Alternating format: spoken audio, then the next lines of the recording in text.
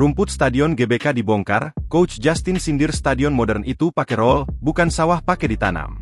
Pengelola Stadion Utama Gelora Bung Karno Jakarta akhirnya melakukan perbaikan kualitas rumput usai 2 laga Timnas Indonesia pada bulan Juni 2024. Saat itu, Timnas Indonesia tengah menghadapi Irak dan Filipina pada 2 laga pamungkas ronde kedua kualifikasi Piala Dunia 2026 zona Asia.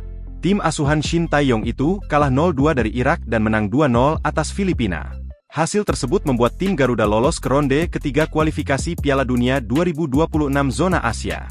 Terbaru, kualitas rumput GBK pada 2 pertandingan itu jadi sorotan publik.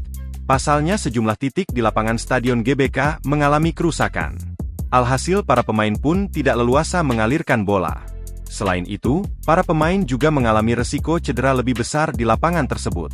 Namun kini, rumput Stadion GBK mendapat kritikan pasca digunakan Timnas Indonesia. Lewat Instagram resmi manajemen GBK @LoveGBK pada Rabu, 26 Juni 2024, nampak rumput di stadion sedang dilakukan revitalisasi.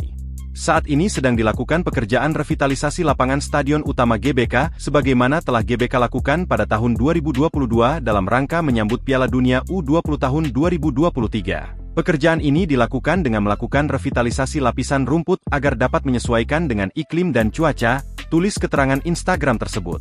Namun upaya revitalisasi ini justru kembali menuai kritik dari salah satu pengamat sepak bola, Justinus Laksana, atau Coach Justin. Ia menyebut bahwa sejatinya stadion modern menggunakan rumput gulung atau roll. Sedangkan revitalisasi yang dilakukan pihak GBK adalah menanam kembali rumput. Stadion modern itu rumputnya pakai roll, tinggal digelar, ini bukan sawah pakai ditanam. Bukannya manajemen GBK pernah keluar negeri untuk studi banding, tulis Coach Justin di akun X-nya. Komentar Coach Justin itu lantas ramai ditanggapi oleh warganet.